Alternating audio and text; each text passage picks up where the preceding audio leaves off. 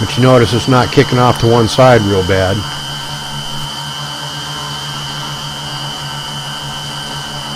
And right now I'm kind of at an idle.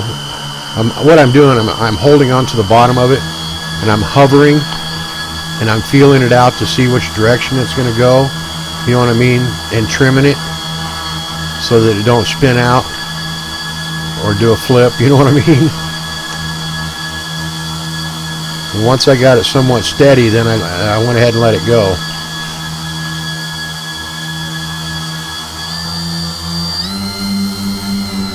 There it goes.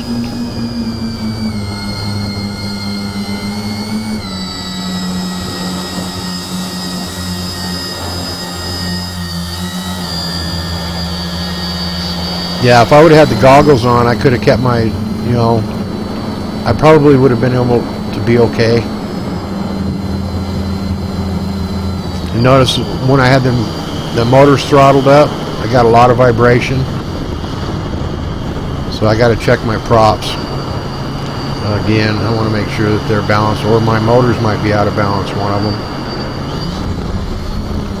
See, when I throttle it up real hard, I get a lot of vibration.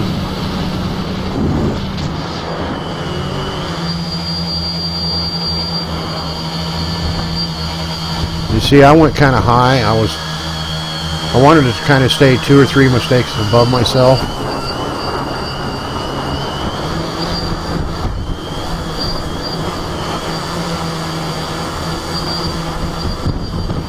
Yeah, that's not too bad for a first shot, you know. I can see I'm going to have issues with the vibration. Oh, I didn't go probably maybe 300 feet. Maybe, I don't know, pretty close to 300, maybe close to 400. You got to figure something that's only 2 feet across is hard to see if you get it too far away from you.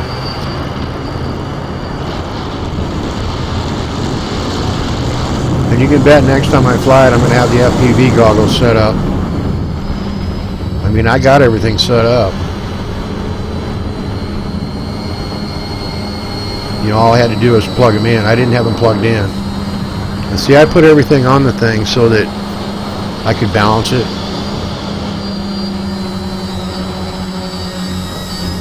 Like I say, I don't have the built-in HUD thing on my thing, or I would know exactly how high I am. I'm just guesstimating. Yeah, I want to do that. I want to get the deal that goes on the screen that tells you your altitude, your airspeed, and all that stuff. They actually have a deal with a GPS so that you can set up your return to home and all that cool stuff.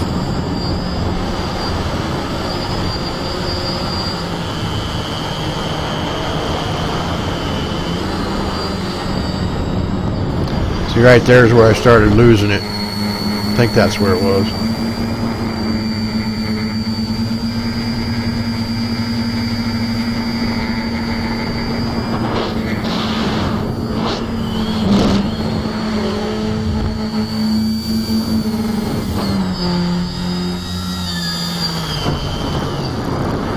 You can see right there I was fighting the wind.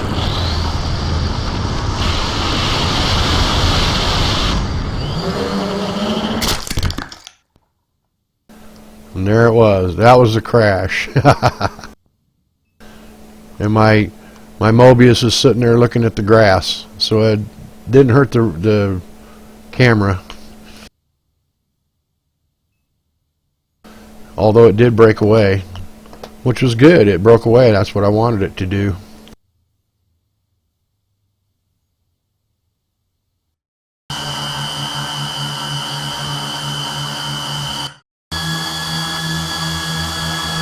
It wasn't a bad first high altitude flight.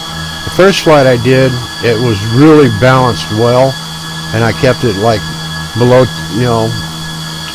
40 feet or something like that, and it didn't get any more than a couple hundred feet away from me.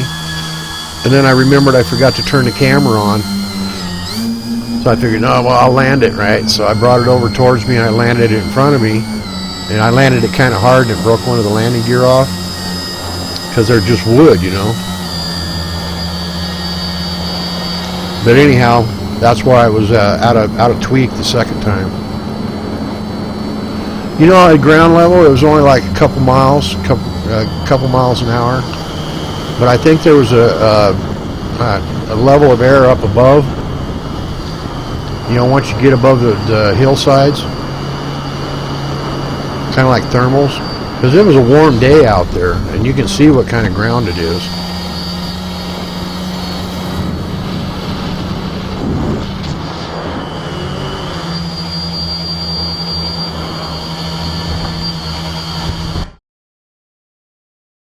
Right there's a good shot of my town, the area that I live on.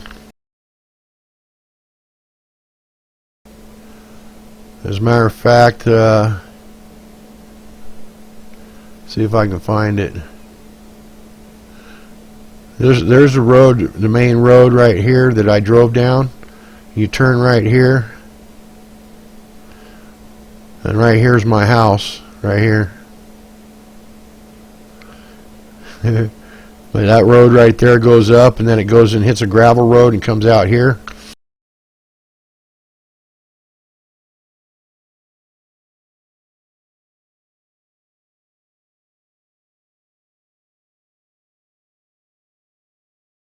Yeah, that's what it seemed like, because once I got above, I don't know, maybe 50 to 100 feet, it's like the wind kind of picked it up and started pushing it away. And I almost kind of,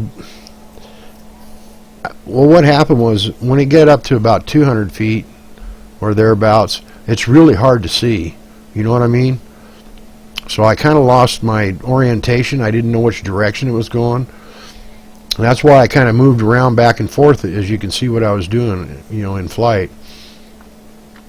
Because I was trying to get my orientation from the ground. Now, if I would have had my FPV goggles, you know, and had it turned on, I could have looked in the goggles and got my, you know, got better coordinates of which direction I wanted to go. But you can bet next time I will have it plugged in. I spent last night 2 or 3 hours just setting up a battery for it. So now I got my FPV goggles all set up with the receiver on the side. Looks kind of goofy. It's got an antenna sticking up. But it's kind of like the battery goes in my back pocket, and I got wires running up my back going to my goggles, and it powers my goggles and my receiver. It's pretty neat. It works too. It works good. So basically all I got to do is carry my goggles out with a battery in my back pocket and just plug it in when I'm ready to go.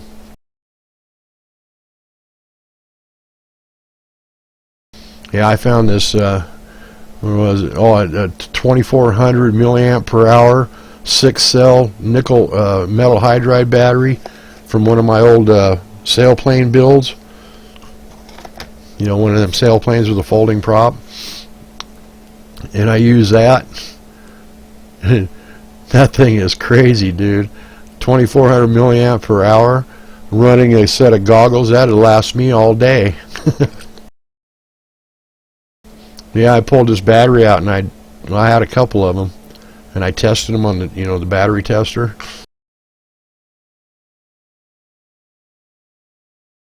And then I charged them up.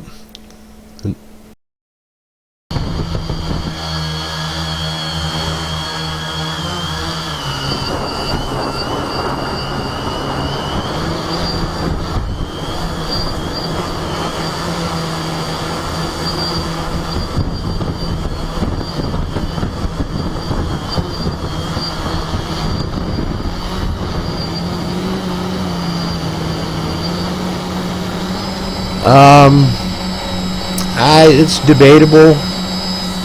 Usually on them drones like that, they on the lower quality, you know, if you don't buy when you buy a almost ready to fly kit, they don't really spend a whole extra bunch on, you know, transmitter and receiver stuff. I think they got like a 1,000 meter range usually.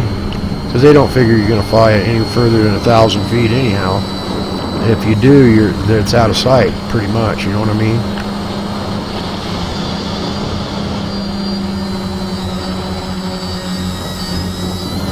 Yeah, I'm anxious to try it again tomorrow. I'm going to go out tomorrow with the FPV glasses on. I think I could do a lot better once I get it balanced out to where I can take off of the ground without having to baby it.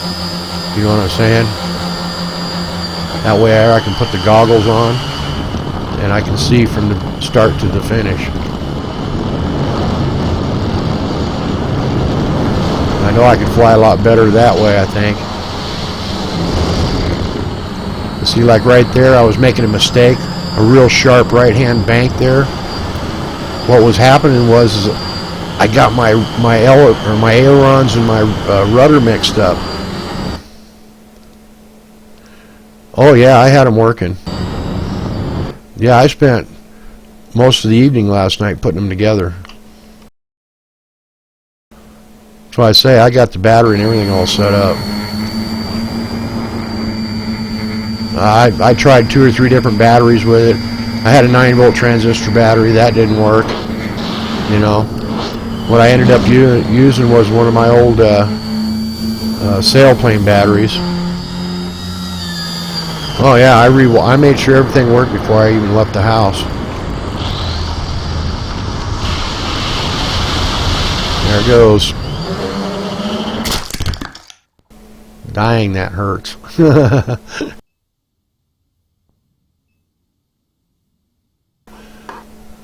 The rest of the vid's pretty much me coming out and picking up the pieces. After finding it, it took me about 15 minutes to find it.